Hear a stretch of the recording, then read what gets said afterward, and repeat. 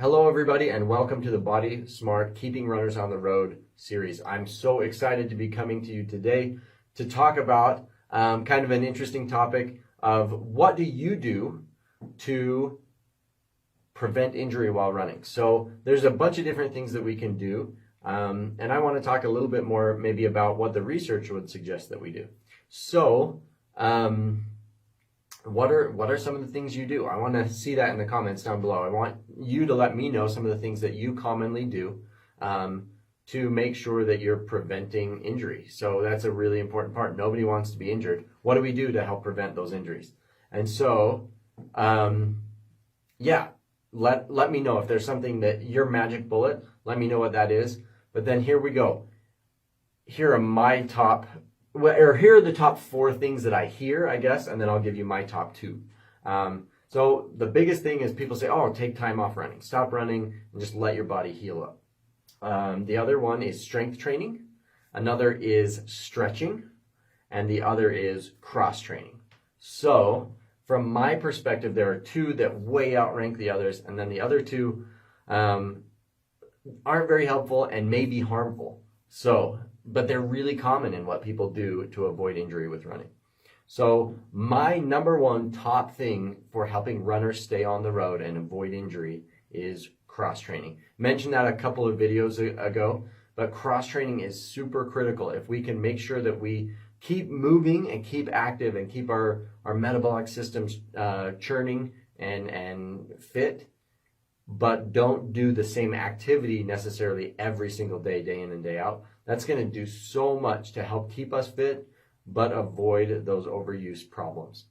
The number 2 thing for me is strengthening. We've got to strengthen the muscles that we use for our endurance activities. The endurance activity is not enough. We've got to strengthen beyond the capacity of what we're using them at, so that it's fairly easy for those muscles. If you can imagine, if I go running and I'm using 80% of my glute strength every time I'm running, they're going to fatigue way out. If I'm using 80% of that and I go for 5 miles, by the end of that 5 miles, I'm going to be exhausted in my glutes. Versus if I can get those glutes stronger so that it's only using 60 or 50 or 40%, I'm going to have so much more additional capacity to keep going because I'm putting less load on that tissue, if that makes sense. So strength training is super important.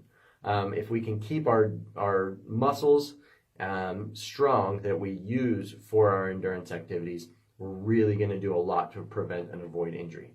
Now, the other 2, interestingly enough, are taking time off of running or stretching. Those are 2 things that I actually rarely, if ever, recommend. And they both have been shown to maybe be harmful in some ways. Taking time off of running isn't always harmful, but doing nothing is harmful. So being sedentary is actually much more harmful than running. So risk of arthritis and other things is a lot higher. But the biggest thing is if I take time off of running, what happens is I wind up getting out of those habits. And so I wind up not being as consistent or regular with my fitness. And then when I get back into it, my risk of injury is a lot higher.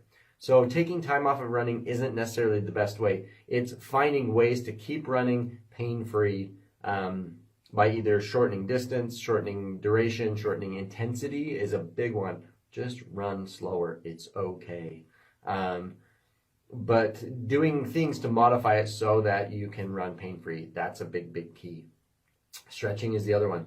I find that stretching really isn't very helpful. All the research on stretching suggests that it really doesn't do much at all, and actually can be harmful. Stretching pre-event can decrease some of what's called the passive elastic component in our muscles, and can increase our risk for injury because we kind of take that natural springiness out of the muscles and tendons and ligaments that we need to kind of stay bouncy and recover from a misstep or other things like that.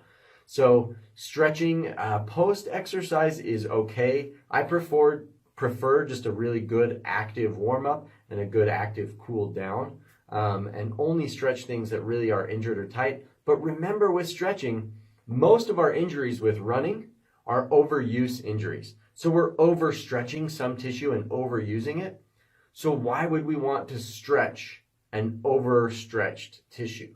Does that make sense? We're causing further trauma to an already repeatedly overstretched tissue. So that's a big reason why I'm not a big fan of stretching.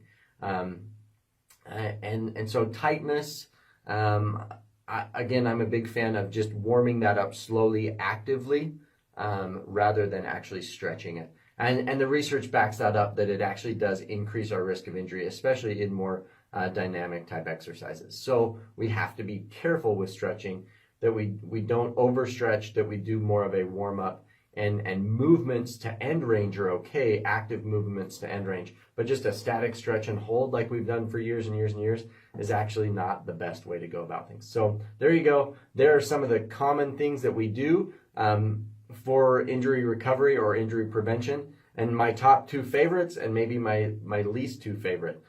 So if you've got any questions about that, I know the stretching one too kind of blows people's mind, but there's actually a lot of research to back that up.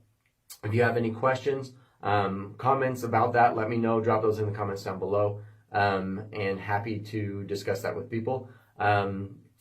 Yeah, let me know if you've got any other questions about running or injury prevention. Happy to answer those anytime. Thanks so much for joining. And if you want to continue to follow, go ahead and let us know in the comments down below. Say I'm in, and we'll make sure we get you tagged on our other running tips. Thanks so much and have a wonderful day.